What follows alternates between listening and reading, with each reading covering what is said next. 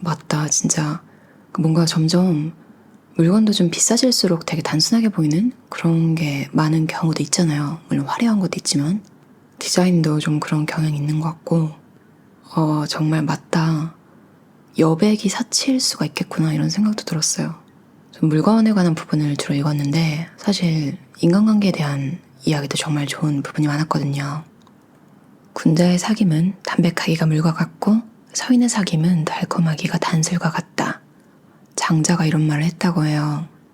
꼭 그렇게 담백해야 돼? 생각하면 너무 정이 없는 거 아닐까? 우리나라 사람들한테는 좀 안 맞는 정서 같기도 하고. 근데 그런 의미가 아니라 혼자 마음대로 믿고 혼자 마음대로 따르고 혼자 실망하고 기분 나빠하고 이런 걸 경계하라는 의미도 있더라고요. 저자도 그런 성향이 있었는데 지인이 자네는 일단 상대가 마음에 들면 금방 상대를 동지라고 믿어버리는 측면이 있어.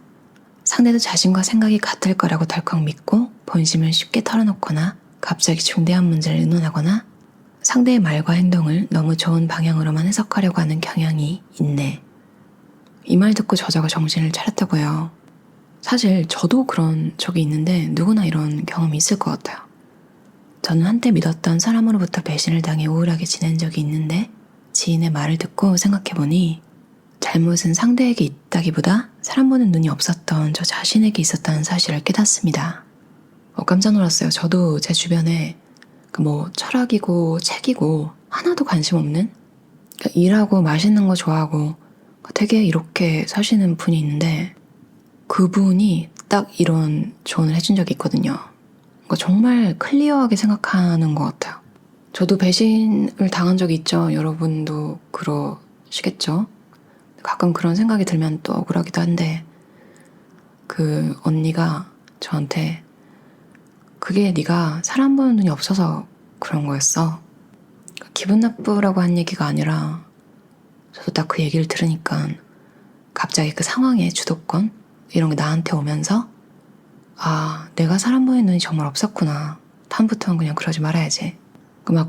깊이 우울에 빠져들고 생각하고 우울하고 이러기 전에 그냥 내가 좀 사람 보는 눈이 없었지. 그리고 또 왜 사람 보는 눈이 없었을까? 왜 나를 그런 사람의 이야기에 끌리는 그런 상황에 나를 놔뒀을까? 참 그런 성향이 있으신 분들은 도움이 되는 말인 것 같아요. 장자의 군자의 사귐은 담백하기가 물과 같고 서인의 사귐은 달콤하기가 단술과 같다.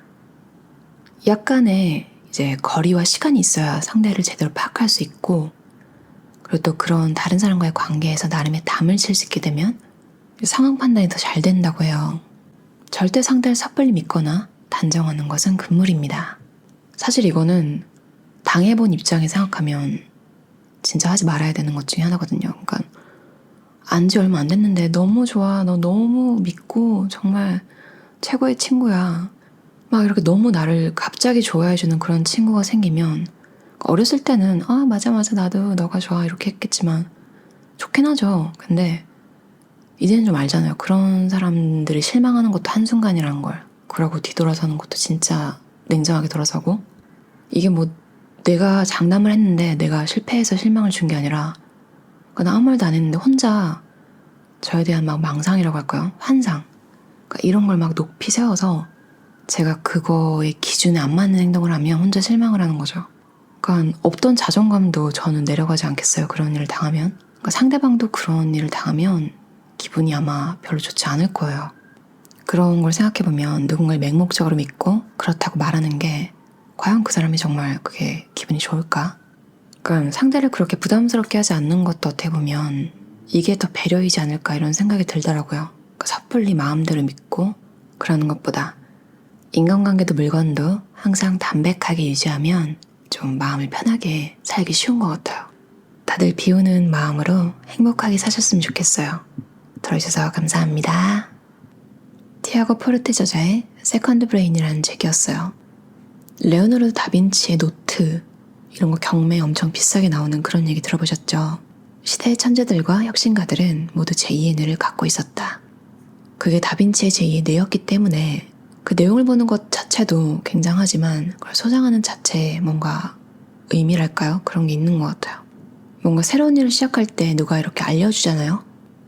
메모를 해놓으면 혹은 아예 알려주는 입장에서 이런 경우를 많이 봐서 메모를 먼저 제공을 하면 그 부분은 한 번 들어도 다시 이렇게 머릿속에서 복기가 잘 되고 다시 내가 해야 할 때 따라서 스텝을 따르기만 하면 되니까 훨씬 쉽고 이제 모두의 시간을 아껴주는 방법이 되더라고요. 근데 그렇게 떠먹여주는 건 잘 없으니까 스스로 이렇게 메모를 하고 잘 정리를 하면 뇌에 정말 든든한 개인 비서가 있는 것 같은 느낌이 들 것 같아요. 저도 메모하는 걸 좋아하긴 하는데 이 저자만큼은 아니라서 와, 저렇게 본격적으로 한번 해보고 싶다. 우리나라에도 이어령 선생님 이야기를 예전에 본 적이 있는데 종류별로 이제 컴퓨터가 다 가지고 계셨더라고요. 그러니까 하드웨어마다 안 돌아가는 소프트웨어가 있을 거잖아요. 그런 것 때문에 여러 가지 버전의 컴퓨터들을 다 가지고 있으시고 또 그 안에 메모 이런 것도 잘 정리되어 있던 그런 인터뷰를 본 기억이 나요. 이 책을 보면서 우리나라에서 유명한 김정은 교수님, 빠글머리 교수님이 에디톨로지라는 책을 썼었잖아요. 근데 거기서 봤던 내용에서 이제 그분이 독일에서 독일 학생들이 암기 카드, 그러니까 뭔가 자료를 다 카드로 정리해서 보관을 해놓은 걸 보고 그걸 배워서 이제 김정은 교수님도 정리하는 소프트웨어 같은 걸 시스템을 만들어서 이제 사람들이 김정은 교수님을 찾도록 이제 없으면 안 되도록 그런 이제 주요 인물이 된 그런 이야기를 봤었는데 이 저자도 그런 효과를 직장에서 봤다고 하니까 역시 정보가 힘이다. 아는 것이 힘이다라고 하잖아요. 저도 뭔가 제가 배우고 싶고 제가 잘 알고 싶은 분야를 아는 사람을 보면 되게 존경심이 들고 그 사람이랑 친해지고 싶고 되게 멋있게 느껴지더라고요. 그만큼 정보를 알고 있다는 건 이 시대에서 힘이 되는 것 같고 어떤 노트든 심지어 이제 여러 개를 섞어서 써도 되는데 여러분에게 잘 맞는 여러 가지 노트들을 잘 정리해서 여러분과 주변 사람들이 모두 편한 그리고 이 노트를 마음속에 이렇게 품고 있으면 얼마나 자신감이 있겠어요. 항상 그런 멋진 삶 사셨으면 좋겠어요. 들어주셔서 감사합니다. 팀 슈러 저자의 성공의 속성이라는 책이었어요. 미니멀리스트 마인드셋을 갖기 참 좋은 내용이죠.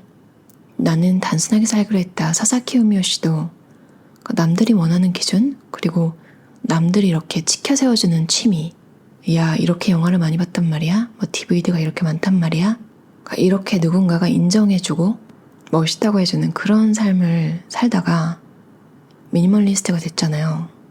이제는 영화도 정말 보고 싶은 것이 있을 때만 딱 보는 예전에 그런 것들이 다 허세였다는 걸 깨달은 거죠. 그러니까 정말로 이제 영화라는 걸 좋아하시는 분들한테는 다른 얘기겠지만 막 그렇게 끌리지도 않는데 남들이 이렇게 멋있다고 해주니까 취향을 막 억지로 좋아하려고 노력하고 노력을 해서 좋아지면 취미를 더 개발한 거네 가 될 텐데 아닌 걸 아는 후에도 투자한 금액과 시간 때문에 계속 이렇게 있으면 그래도 남들이 날 멋있다고 해주겠지 이런 마음 때문에 사실은 자기가 원하는 게 아니죠. 그러니까 남들이 부러워할까봐 그런 감정을 놓치고 싶지 않아서 이 저자가 100만 달러짜리 집을 가지고 싶어 했던 이유 같은 거겠죠. 자녀 교육 뭐 기타 등등 온갖 합리화를 해보지만 내심 알고는 있었던 거죠.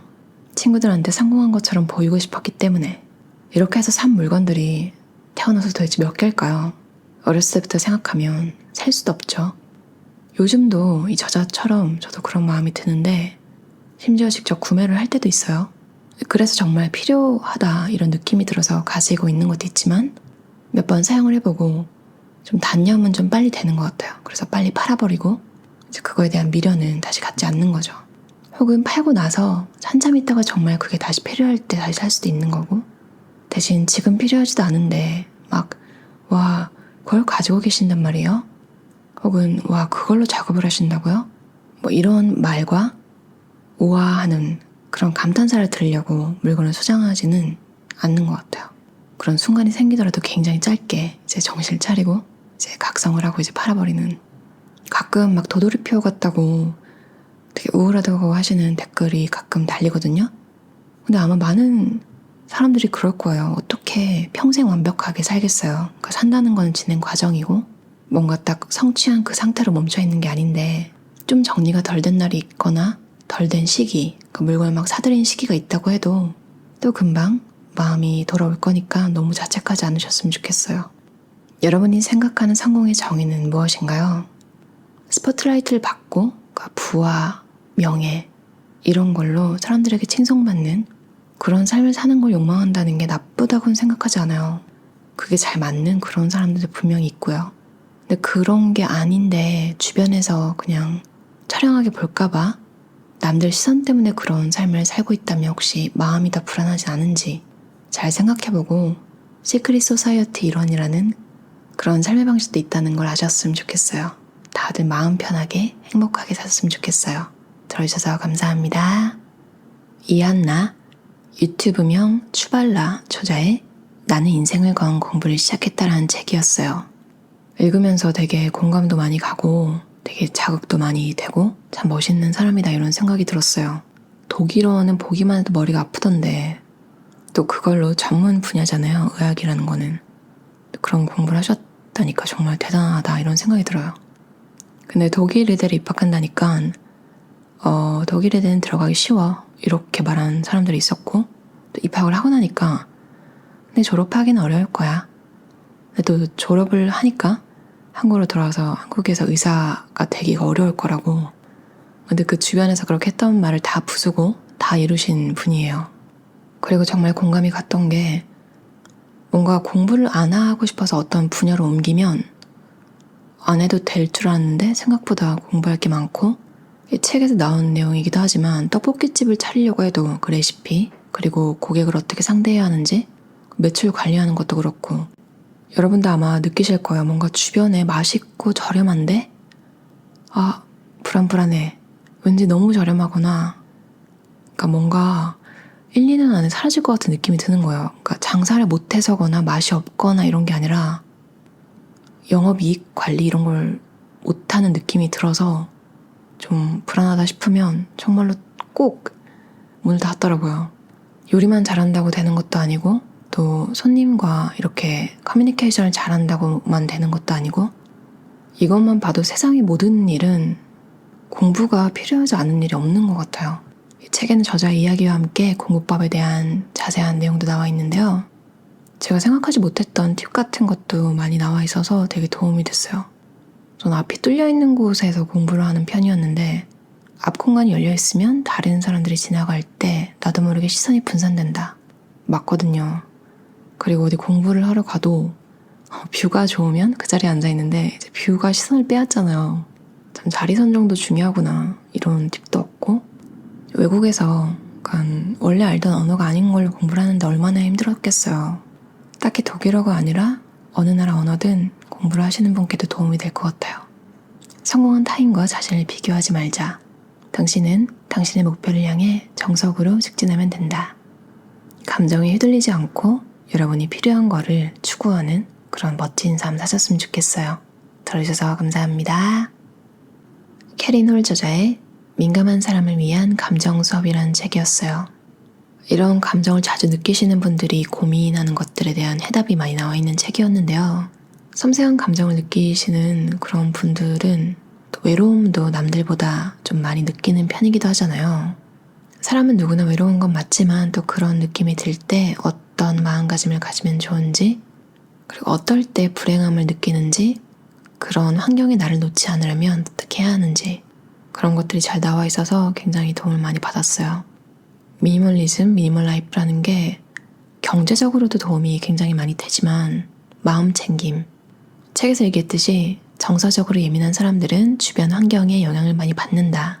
그러니까 시야에 들어오는 게 남들보다 많은 거잖아요. 그러니까 보통 이제 청각도 예민하신 분들이 많고 들리는 게 많은 거죠. 저도 노이즈 캔슬링 헤드폰이 애장품 중에 하나인데 정리를 하면 이제 먼지가 덜 날리고 건강에도 좋지만 시각적으로 덜 복잡해서 좀 인생의 무게를 좀 가볍게 해주는 역할도 하는 것 같아요. 그리고 또 생각이 많잖아요. 이 문장에 대해 공감이 갔어요. 지저분한 방에서 불쾌함을 느낀다면 아마도 더러운 환경은 곧 자기 가치의 저하와 연관이 있다고 여기기 때문일 것이다. 그러니까 더러운 환경이 익숙해지면 내가 이 환경 그 자체다 이렇게 느낄 수도 있다는 거죠. 정말 뭘 해야 될지 모르겠을 때 인생의 앞이 안 보이고 깜깜할 때 그때 일어설 힘이 조금이라도 있다면 해야 할 거는 청소라고 생각하거든요. 그만큼 환경이 부정적인 감정을 날려버리는 데 도움이 된다고 생각하고, 그 깨끗한 환경을 먼저 만들고 그 환경을 내 든든한 지원군, 베이스 캠프로 삼아서 좀 세상에서 헤쳐나가야 할 일들을 잘 물리치고 그렇게 행복하게 사셨으면 좋겠어요. 여러분이 갖고 있는 모든 경험이 다 가치가 있다는 거 잊지 마시고 편안한 하루 보내세요. 들어주셔서 감사합니다. 헨리 클라우드 저자의 바운더리, 성과를 만드는 통제와 책임의 힘이란 책이었어요. 왜 자꾸 리더 얘기를 하지? 회사가 없는데? 이렇게 생각하실 수도 있는데, 나 자신을 한 회사로 보는 것도 저는 맞다고 보거든요. 그렇게 보셔도 될 것 같고, 그리고 하다못해 동호회 같은 걸 운영하는 그런 거에서도 이런 리더십이 필요하잖아요. 사실 2-3명 모이는 모임을 이렇게 주최하는 것만 해도 리더십이 필요하기 때문에 딱히 회사를 운영하고 있지 않더라도 충분히 읽으면서 공감하실 수 있는 책이라고 생각해요. 질서 속에 오히려 더 큰 자유가 있다고 하잖아요. 그러니까 무작정 아무렇게나 살아. 이렇게 갑작스럽게 너무 큰 자유가 주어지면 오히려 그게 구속같이 뭘 해야 될지도 모르겠고 그냥 세월을 내어라 누워만 지내는 그런 이야기를 많이 보셨죠. 많은 경우에 많은 자기계발서들 그리고 이제 성장 기록 이런 걸 보면 어떤 딱 제약이 주어졌을 때 오히려 나중에 돌이켜보면 그 제약이 신의 한 수였던 경우가 많은 것 같아요. 노희영의 브랜딩 법칙을 쓰신 노희영 님도 오리온에서 과자를 이렇게 만들 때 공장 사용 시간에 제한이 있었던 거예요.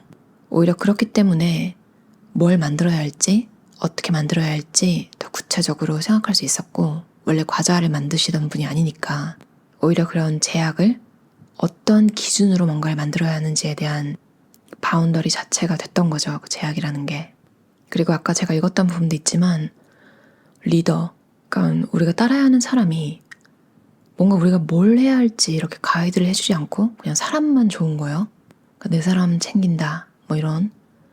근데 결과적으로는 뭘 해야 할지 우리한테 태스크를 제대로 주지 않아요. 근데 이렇게 또 자율적으로 뭔가를 하는 분위기도 아니고 리더라는 게 존재를 하는 상황이면 일을 받아야 하는 입장에서는 굉장히 스트레스거든요. 그것도 뭐 루팡이라고 하죠. 월급 루팡? 그러니까 돈을 받으면서 아무것도 안 하는 그런 게 와 신의 직장이다 이런 사람도 있지만 사실은 사람은 돈을 받으면 그에 맞는 일을 해내고 싶어 하잖아요. 성취감 같은 것도 주기 때문에. 그런 면에서 스티브 잡스 얘기가 나왔을 때 와, 그 엔지니어들이 얼마나 속이 시원했을까. 그 결과를 달성하지 못하면 어떨까 하는 불안감도 있었겠지만 한편으로는 정확한 길이 보였잖아요. 이제 전문가용, 그냥 일반 소비자용, 그리고 휴대용, 데스크탑 이렇게 딱 4가지에 집중하라는 그런 기준이 딱 정해지면 막 중구난방으로 뭘 해야 될지 모르겠던 그 아이디어들이 한 가지 이렇게 길을 찾으면서 집중력이 폭발할 수 있는 환경을 만들어주는 것 같아요. 내가 내 인생을 그렇게 잘 관리할 수 있다면 성취감도 더 자주 많이 느낄 수 있겠죠. 공부하고 싶은 게 많으신 분들은 피터 드러커처럼 3-4년마다 주제를 바꿔서 공부를 하는 것도 괜찮겠죠? 3-4년 동안 한 가지를 이렇게 파고들면 10년 동안 여러 개를 이렇게 매일매일 다르게 파고드는 것보다 각 결과물 측면에서는 훨씬 더 효율적인 성과가 나올 거라고 생각해요. 어떻게 삶을 매니징 하시든 집중력 잃지 않으셔서 원하는 거 다 이루는 삶 사셨으면 좋겠어요. 들어주셔서 감사합니다. 미셸 저자의 1일 1개 바르기라는 책이었어요. 저도 가끔 상담을 받을 때 좀 이렇게 자학을 하는 이야기, 그러니까 나를 되게 부정적으로 보는 이야기를 하면 상담 선생님께서 그렇게 말하면 그런 것들만 끌어들이게 된다고 시크릿의 법칙처럼 말씀하시는데 사실 그게 맞는 말이기도 하더라고요. 가끔 최악의 상황을 예상하면서 그런 상황들을 끌어당기는 거죠. 그리고 그거를 확인하면서 역시 내가 생각한 대로 됐지, 맞지, 이렇게 나쁠 줄 알았어. 그러니까 이게 생각하고 하는 게 아니라 무의식적으로 이 모든 게 다 이루어지는 때가 가끔 느껴져요. 그래서 정말 이 소원 노트, 미셸 씨의 소원 노트라는 개념이 참 되게 긍정적으로 다가왔고 되고 싶다 뭐 이렇게 적지 않고 저도 무엇이 벌써 이루어졌다 이런 식으로 써보려고요. 미셸 씨의 노트는 엄청 거창하지 않잖아요. 정말로 실제로 실천할 수 있는 것들이고 그러니까 늘 집이 깔끔해서 기분이 좋다. 쉽고 즐겁게 집안일을 하고 있다. 이렇게 자주 쓰신다고 해요. 그리고 실제로 집이 항상 깔끔하고 그리고 집안일도 즐겁고 쉽게 하고 있고 집 정리, 청소라는 게 어떻게 보면 어떤 분들한테는 엄청나게 큰 일일 수도 있잖아요. 근데 보통은 작게 여겨지는 경우가 좀 있고 작다기보다 덜 중요한 그러니까 뭔가 막 급한 일이 있다 보면 집안일을 좀 소홀히 하기도 하잖아요. 근데 집안일이 쉽고 간단하다면 1분, 5분 뭐 이렇게 걸린다면 그냥 해버리겠죠. 왜냐면 그 집을 청소하는 자체로도 마음이 편하지만 그러니까 내가 지금 안 풀리는 일상 속에서 하나라도 내 의지대로 컨트롤이 된 거잖아요. 그 집안 청소라는 게. 그리고 뭐 누가 사탕을 사주거나 뭐 이러지 않아도 그러니까 그 깨끗함을 보는 자체가 즉각적인 만족을 주고 보상 그 자체가 되는 거죠. 좀 이런 문구, 이런 마음가짐, 확언 이런 거를 몇 개 염두에 두시고 매일 써나가는 것도 참 긍정적인 삶을 사는 데 도움이 될 것 같아요. 물건은 사용해야 비로소 그 존재 가치가 생긴다는 거. 저도 세컨 랩탑, 그러니까 노트북이 그러니까 지금 쓰는 거 말고 예전 게 그대로 놔뒀었는데 예전에 제가 랩탑이 한번 고장 난 적이 있어서 너무 당황을 많이 한 적이 있어서 혹시 몰라서 지금 쓰는 거 전에 모델을 안 팔고 놔뒀어요. 근데 그게 지금 벌써 1년이 넘었고 생각보다 많이 그걸 쓸 일은 없어서 정리를 했거든요. 그러니까 속이 다 시원하더라고요. 예전에 한번 고장이 나긴 했지만 사실 랩탑이 고장 나는 거는 제 인생에서 별로 있었던 일이 아니라서 그리고 1년간 혹시 모를 기한을 뒀기 때문에 좀 마음 편하게 정리할 수 있었던 것 같아요. 여러분도 혹시 그러니까 여분, 그러니까 불안해서 놔두고 있던 물건이 있다면 그 물건을 오랫동안 쓰지 않았다면 특히나 제가 쓰던 노트북처럼 시간이 갈수록 이제 가치가 더 떨어지는 물건이라면 정리를 해보는 것도 어떨까요? 물론 제가 한 게 정답은 아니에요. 정말 당장에 필요한 일이 생길 수도 있는 거고 다만 집안 물건들 중에 여분이 있지만 쓰지 않는 그런 것들을 한번 점검해보는 시간을 가지는 거는 주말에 시간 날 때 한 번씩 해보면 참 몇 개 이렇게 발견이 되기도 하거든요. 그런 거 정리하는 재미도 좀 있어서 한번 해보시면 좋을 것 같아요. 어차피 살아가야 하는 인생 좀 더 낙관적으로 행복하게 사셨으면 좋겠어요. 들어주셔서 감사합니다. 보도셰퍼의 돈으로 유명한 보도셰퍼의 나는 해낼 수 있다라는 책이었어요. 보도셰퍼의 다른 책들을 보고 영향을 많이 받으신 분들, 그때그때 깨달아서 인생에 막 적용을 하셨던 분들은 이 책도 다시 한번 그런 경험을 줄 것 같아요. 어떤 자존감을 올려주는 책보다 이 책을 읽고 가슴이 막 두근거리기 시작하더라고요. 와, 내가 얼마나 나를 사랑하지 않았는가. 그리고 여기 나오는 카를처럼 남들이 뭐라고 할까봐, 남들이 거만하다고 할까봐 내가 나를 인정해주고 내가 잘하고 있다 이런 자신감을 가지면 사람들이 나를 재수없어하고 멀리하고 그럴까봐 이제 나중에는 그걸 도가 지나쳐서 이제 나를 자학하고 깎아내리고 그러니까 주변 사람들을 오히려 그게 얼마나 나쁜 사람으로 인식했으면 그렇게 생각하던 시절도 있었을까요? 내가 아주 최하점, 내가 아주 최저의 인생을 살아야만 옆에 사람들이 마음 편하게 나와 친해질 수 있을 것이다. 내가 잘난 모습을 조금이라도 보이면 거부감을 느껴서 멀어질 것이다. 이런 이상한 생각을 한 이유가 분명히 있긴 하겠죠. 실제로 그런 일이 있었기도 하기 때문에 이런 사고방식이 자리 잡았던 것 같은데 그 사람들 눈에 내가 잘 보이는 게 중요한가요? 지금 생각해보면 내가 못나야만, 내가 상대방들보다 못 살아야만 친구가 될 수 있는 사람과 내가 친구가 돼야 하나요? 자랑하고 막 거만할 필요는 없지만 그냥 있는 그대로의 내 모습을 보여줄 때 상대가 나를 싫어한다면 그냥 그건 어쩔 수 없는 것 같아요. 읽으면서 여러 문장에 소름이 많이 돋았었는데 제가 읽었던 마지막 부분에 안나라는 인물이 조부모님과의 연을 좀 끊었었잖아요. 잠깐 찾아뵙지 않은. 그래서 참 가혹한 일이네요. 이런 이야기를 하니까 안나가 다시 그래요, 가혹하죠. 근데 내 꿈을 내던져버리고 남들 위한 삶을 사는 건 이보다 훨씬 가혹하지 않나요? 이 문장이 주는 깨달음이 참 큰 것 같아요. 여러분도 여러분이 원하는 삶이 있다면 근데 주변 사람들 눈치 때문에 그런 걸 하지 못하고 있다면 지은이 보도셰퍼를 믿고 한번 이걸 따라보는 건 어떨까요? 여러분의 있는 그대로 받아들일 수 없는 사람이라면 그냥 어쩔 수 없는 거죠. 그렇다고 평생을 여러분이 아닌 모습인 채로 상대방들한테 마음에 들게 살려고 자신을 숨기고 사는 것보다는 조금 트러블이 있더라도 원하는 걸 드러내보기라도 하고 조금씩 한 발자국씩 그쪽으로 움직이는 삶 살아야 하지 않을까요? 다들 두려움에 지배당하지 않고 여러분만의 삶을 사셨으면 좋겠어요. 저도 그렇게 살려고 계속 노력할게요. 책 제목 나는 해낼 수 있다. 항상 마음에 두시고 여러분은 언제나 해낼 수 있다는 거 잊지 않으셨으면 좋겠어요. 들어주셔서 감사합니다. 야마시타 히데코 저자의 버리는 즐거움이라는 책이었어요. 동선을 줄이고 작업을 편하게.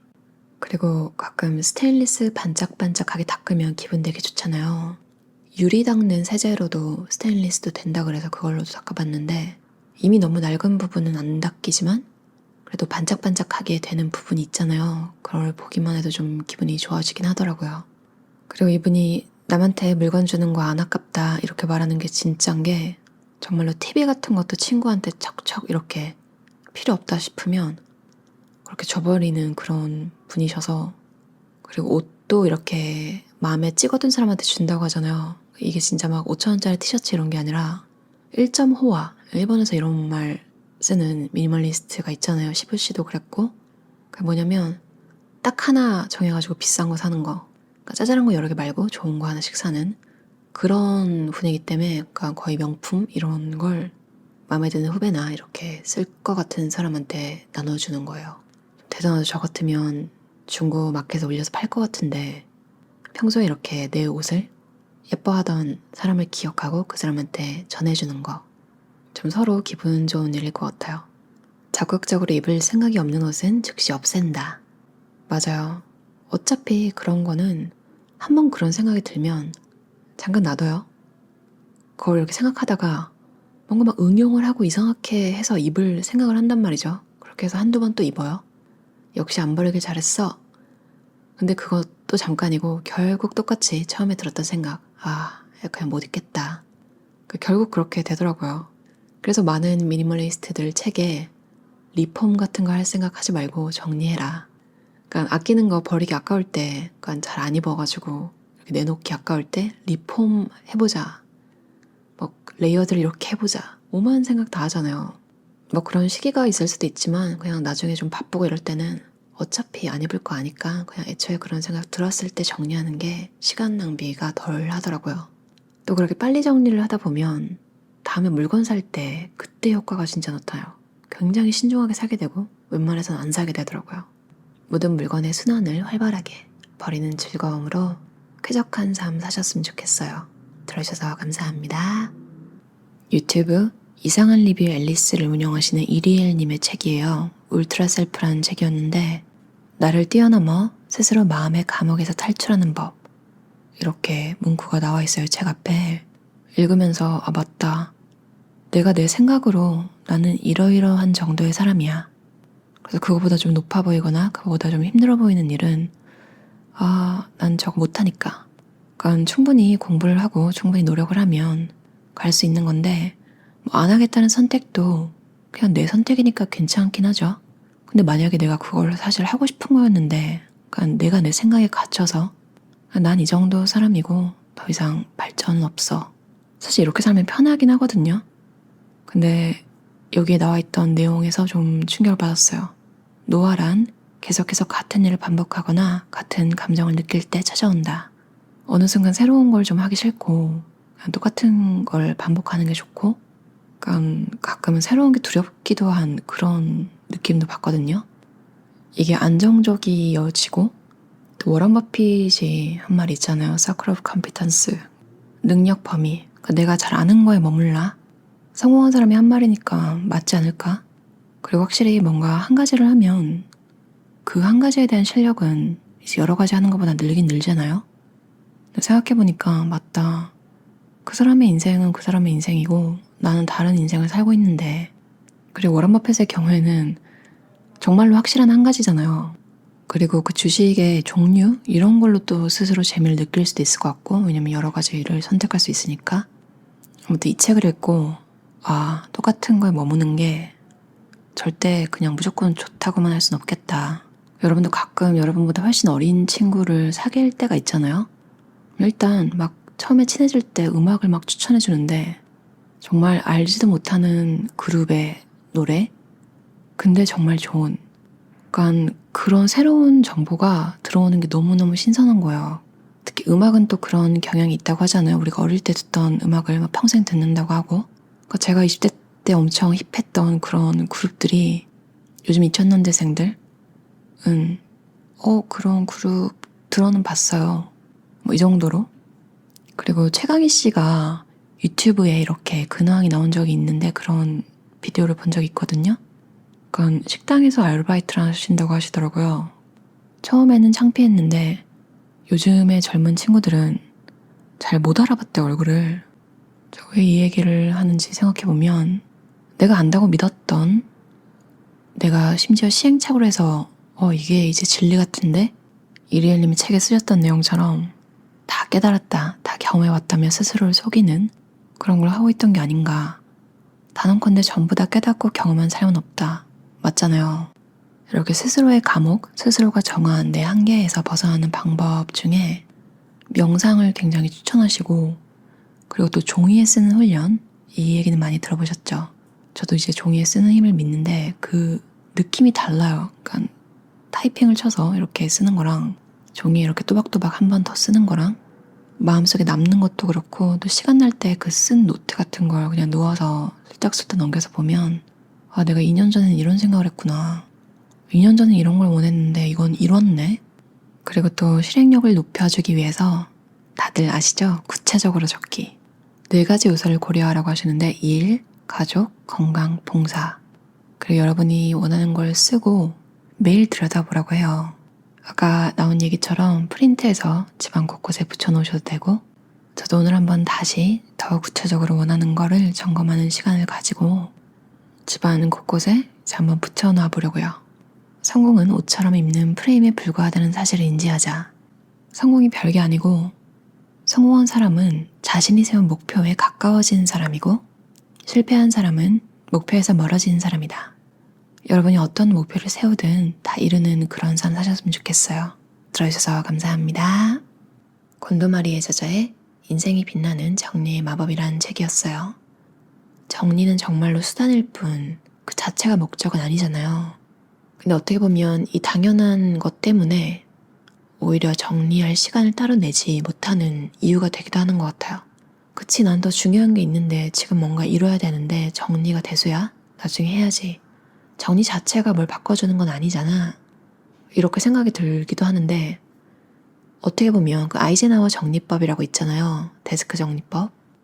책상 서랍에 있는 물건을 다 쏟아내가지고 4등분 한 구역에 나누는 거죠.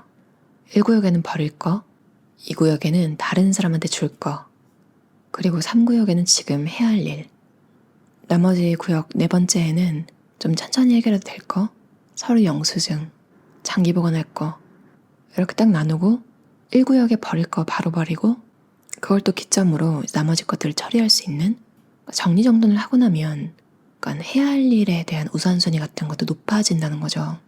그런 의미에서 정리가 수단이긴 하지만 어떻게 보면 내가 할 일을 좀 더 효율적으로 빨리 할 수 있게 해주는 부스터 같은 역할을 하는 것 같기도 해요. 그리고 정리에는 반드시 최종점이 있다. 이 말이 참 위안이 되죠. 정리는 평생 해야 된다 이런 이야기도 있지만 그것도 맞죠. 근데 이제 어느 정도 정리를 딱 해놓으면 그 구역이 다 있잖아요. 물건들에. 뭐 손님이 온다거나 내가 사용해서 뭔가를 좀 어지른다거나 해도 그 구역이 정해진 것들을 다시 원상복구하는 데는 별로 큰 시간이 들지 않아서 처음에 막 물건을 집을 막 들어 엎었던 그런 것만큼 다시 해야 되는 경우는 없는 것 같아요. 아이젠하워 책상 정리법에서도 그랬지만 곤도마리의 정리법도 버리는 것부터. 아무리 내가 물건에 대한 감이 아직 없다고 해도 사실 이렇게 보면 최소한 이제 쓰레기 같은 거 버리는 게 너무 당연한 물건들이 눈에 보이는 거는 설렘에 대한 감각이 잘 없다고 해도 그런 건 바로 보이잖아요. 버릴 것부터 빨리 정리하고 물건의 위치를 정해주는 거. 다들 정리로 멋지고 빛나는 인생 사셨으면 좋겠어요. 들어주셔서 감사합니다.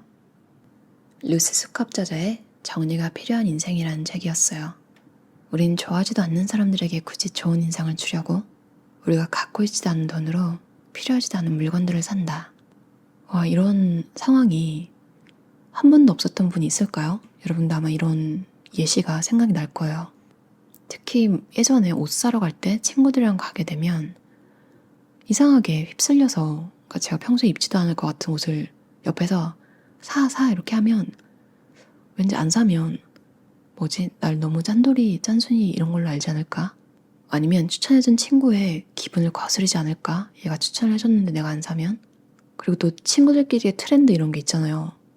혹시 내가 그걸 못 쫓아가고 있는 게 아닐까? 별별 생각을 다 하면서 결국 사는데 집에 와서는 그걸 이제 입지도 않죠. 작게는 옷이 될 수도 있을 것 같고, 뭐 차도 하차감이라고 하잖아요. 그러니까 남들이 보는 시선. 야, 좋은 차 탄다 너. 쟤는 좋은 차가 있나 봐. 야, 대단하다. 그러니까 이런 이야기들을 들을 수 있을 것 같아서, 이게 다는 아니겠지만 분명히 이제 승차감도 좋은 비싼 차들이 있으니까요. 뽀글머리 김정훈 교수님 있잖아요. 그분이 쓴 책을 예전에 읽었는데, 어차피 임계점에 도달하면 그 이후에 추가되는 부분들은 그렇게 큰 영향을 주지 않는다고 해요. 그러니까 차는 굴러가면 되는 거죠. 차가 없을 때랑 있을 때는 완전히 다르지만 일단 차가 있는데 더 좋은 차, 진짜 너무 괴로움이 느껴지는 차, 그런 거에서 이제 좋은 걸로 바꾸면 또 행복도가 어느 정도는 증가하겠지만, 좋은 차에서 좋은 차로 옮길 때는 엄청나게 크게 막 변화가 있진 않겠죠. 상상만 해봐도 원래도 좋은 차였는데 이 차도 좋고, 전자기기도 그런 것 같아요. 쓸만한데 선물을 받거나 뭐 우연히 좀 업그레이드할 기회가 있어서 바꾸면 지금 쓰고 있는 것도 잘 쓰고 있었는데, 뭔가 새 제품이라는 기분이 좋은 건 있지만 성능에 그렇게 큰 차이를 느끼지는 못하겠다, 이런 기분이 들기도 하거든요. 아무튼 뭐 능력이 되고 내가 마음에 들고 그런 사고 싶은 제품이 있으면 사는 것도 좋지만, 책에서 얘기했듯이 무리해서 남들 시선을 의식해서 내가 지금 쪼들리는데 힘들어 죽겠는데 남의 시선을 생각해서 막 바꾸고 이러면 어딘가에서는 고장이 나겠죠, 인생에서.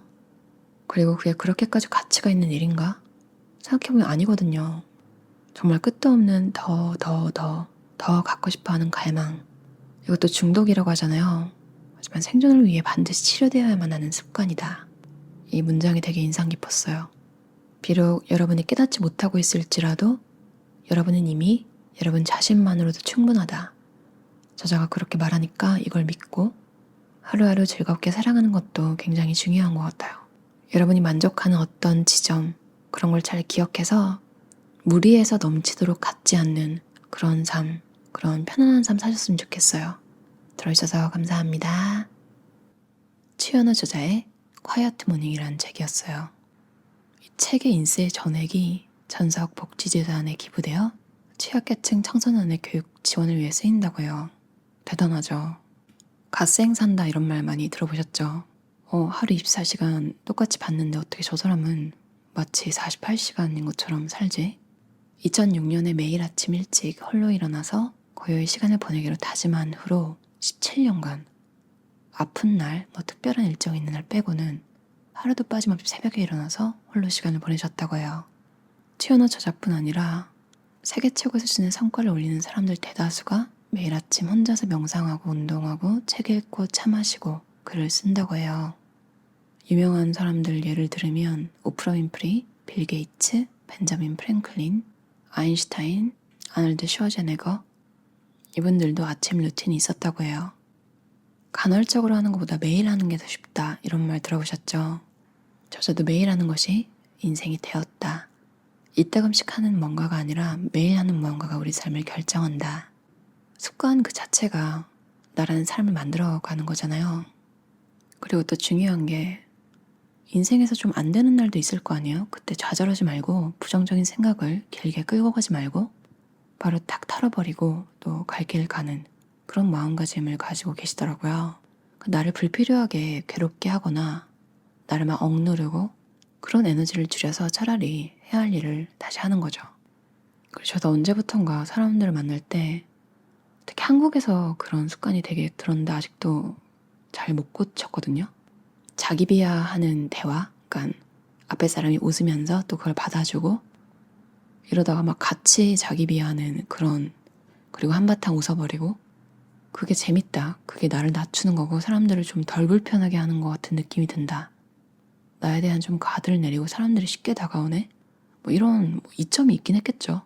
근데 호주에서 그런 걸 아직도 새 친구를 사귈 때 가끔 그런 습관이 나오면 되게 당황하면서 너 인생 그렇게 나쁘지 않다고 진짜 진지하게 위로를 해주거나 아니면 좀 잔인하지만 이렇게 자기 비하? 이런 걸 하는 사람은 뭐 두 번의 기회가 오지 않는 경우도 있어요, 심지어.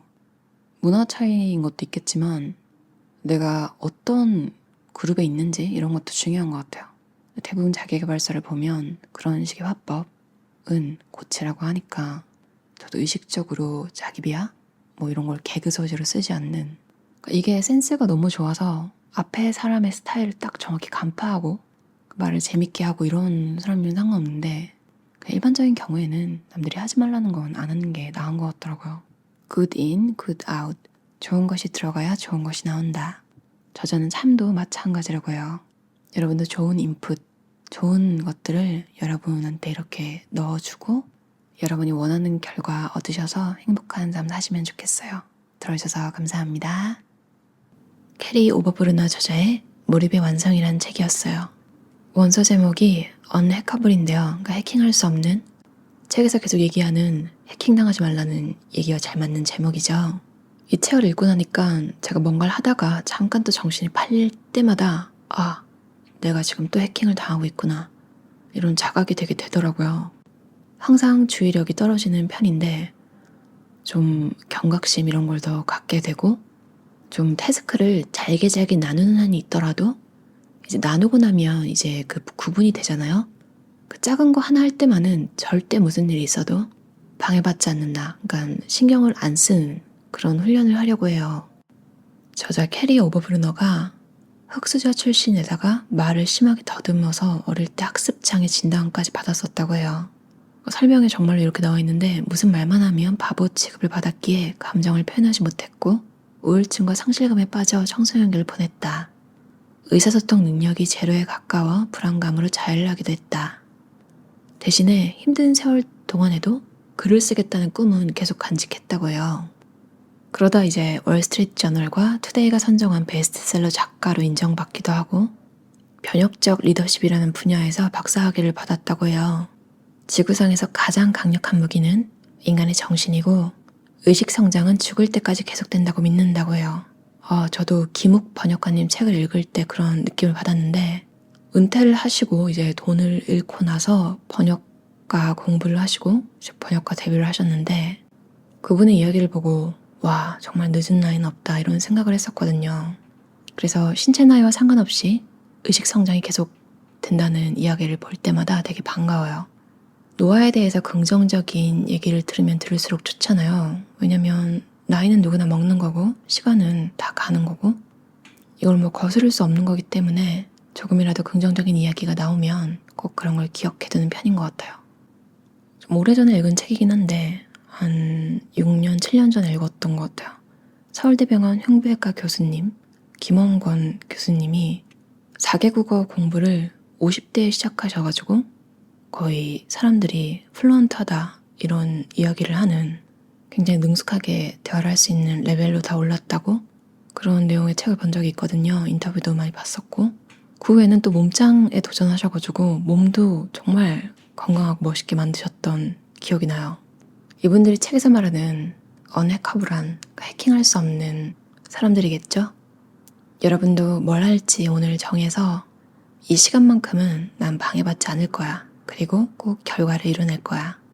그렇게 다짐하고 뭔가 이렇게 정신이 휩쓸리려고 할 때 또 해킹당하려고 한다.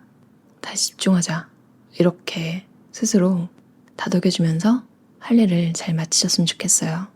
단순한 일상을 통해서 행복한 삶 사셨으면 좋겠습니다. 들어주셔서 감사합니다.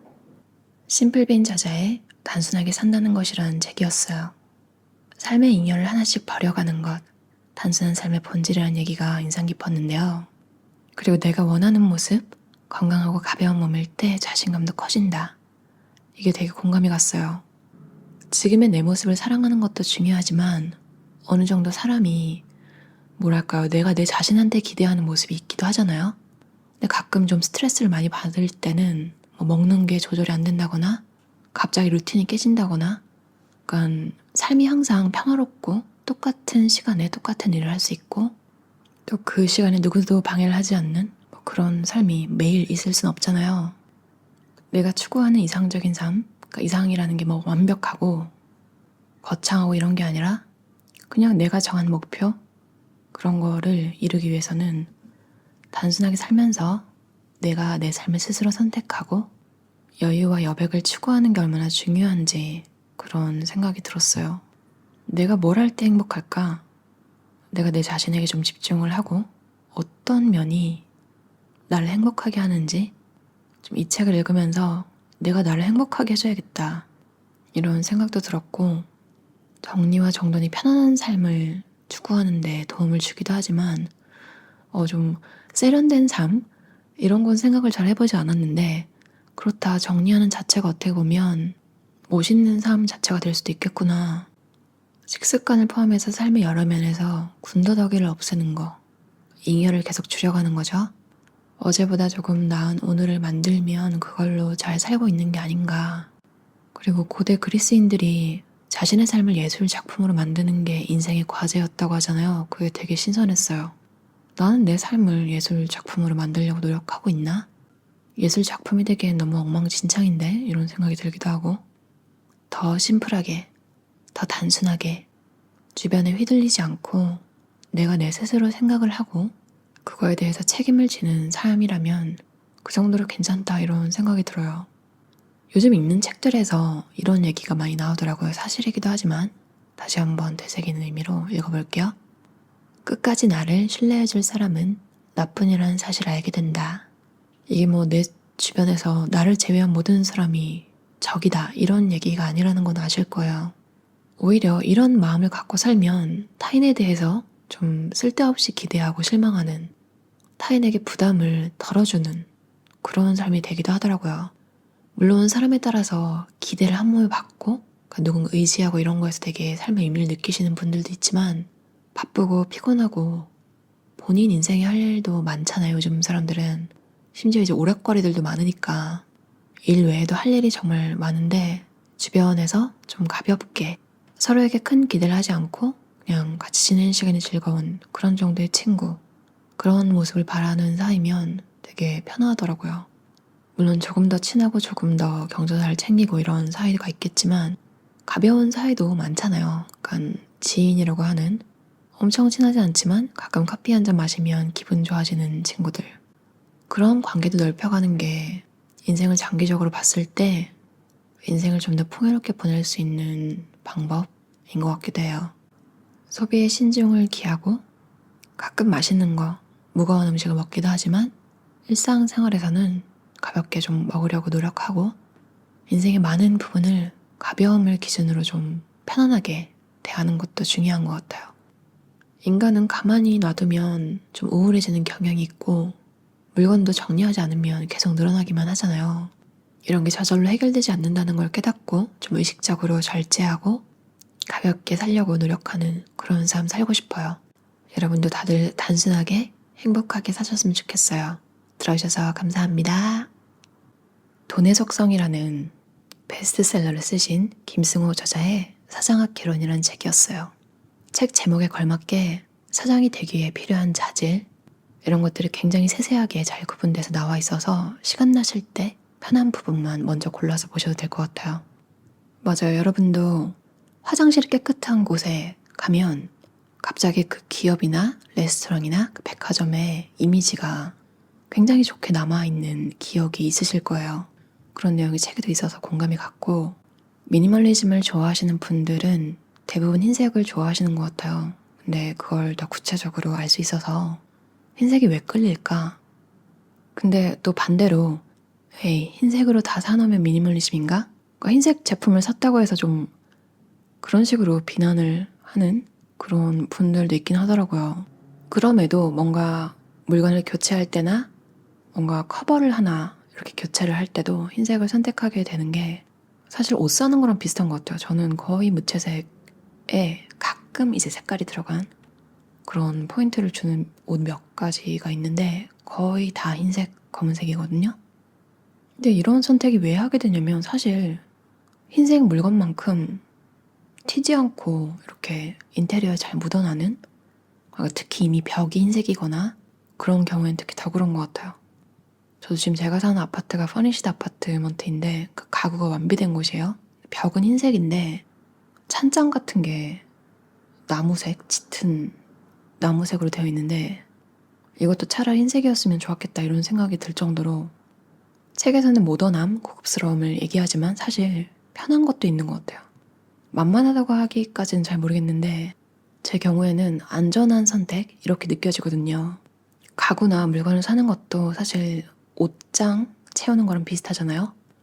이 옷 예쁘다, 저 옷 예쁘다 이래서 막 사면 사실 옷을 뭐 티셔츠 하나만 입는 것도 아니고 바지랑도 맞아야 되고 신발이랑도 어울려야 되는데 만만한 게 흰색 그리고 검은색인 것 같아요.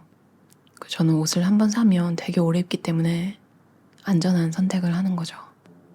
무채색, 그러니까 흰색이나 검은색 이런 제품에다가 단순한 디자인까지 더해지면, 책에서도 나온 내용이지만 그러니까 단순하다는 건 사실 고장이 잘 안 난다 이런 이야기도 되잖아요. 아마 에어프라이어 쓰시는 분들 아실 거예요. 그 내부 구조가 사실 굉장히 단순하고 그래서 웬만해선 고장이 잘 안 난다고 하더라고요. 제 생각에도 그래서 저가 제품을 써도 상관이 없는 가전 중에 하나인 것 같아요.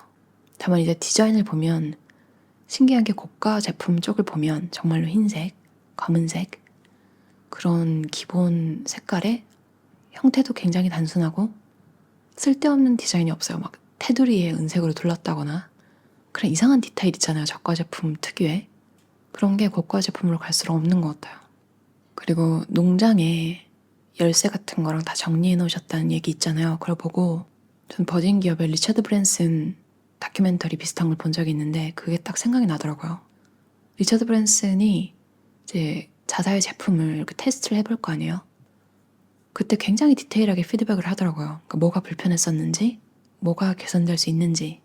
김승호 회장님의 이야기도 보면 스스로, 그러니까 상대방 혹은 이제 이용하는 사람, 소비자들의 입장이 돼서 어떤 부분이 불편할지, 어떤 부분을 개선하면 그들의 시간을 낭비하지 않을 수 있을지, 그런 섬세함이 굉장하시다, 디테일에 강하시다 이런 생각이 들었고, 책에 이제 사업을 꼭 해야 되는, 사업을 할 수밖에 없는 그런 성향에 대한 테스트라기보다 그런 특징이 좀 나열된 그런 챕터도 있는데, 저렇게 디테일에 강하고 자신감이 있고 내 인생의 주도권을 완전히 내가 가지고 싶어하는 성향의 분들은 이 책을 읽으면서 미리미리 준비를 해놓는 것도 괜찮겠다. 40대에는 사업하기가 정말 좋은 나이라고 해요. 50대에 만약에 이 김승호 회장님에게 사업을 해도 될까요? 라고 묻는 정도의 사람이면 50대에는 웬만하면 하지 말라고 해요. 왜냐? 묻는다는 거에서 이미 자신감이 좀 덜하다는 거잖아요. 대신 어떤 나이가 됐든 스스로 확신이 있는 사람이라면 사업을 해보는 게 좋겠다 이런 내용이 있는데, 와, 되게 멋있다. 멋있는 삶이다 이런 생각이 들었어요. 딱히 사업을 하지 않더라도 도움이 되는 내용이 많았는데요. 특히 실패와 친해져라. 실패란 삶의 일부라는 사실을 인식해야 한다. 가끔 막 한 번에 모든 걸 성공하신 분들이 실패도 괜찮다는 말은 패배자들이 하는 말이지, 이런 되게 가슴 아픈 말을 하는 그런 CEO들도 가끔 있잖아요. 사실 그런 말 듣고 나면 되게 기분이 우울하고, 왜냐면 많은 사람들이 사실 실패를 안 겪어본 사람이 있을까요? 그렇게 말하는 사람 자체도 실패가 있었지만 스스로 인식을 못한 경우도 있었을 것 같아요. 반면에 김승호 회장님은 실패는 삶의 일부다. 당신의 실패를 비난하는 사람은 멀리하고 당신의 실패를 응원하는 사람과 함께하라. 이 말이 되게 위로가 되더라고요. 필요한 것과 불필요한 걸 구분해서 또 불필요한 걸 잘 버리는 능력부터 시작해서 여러분이 꿈꾸는 멋진 삶 사셨으면 좋겠어요. 들어주셔서 감사합니다.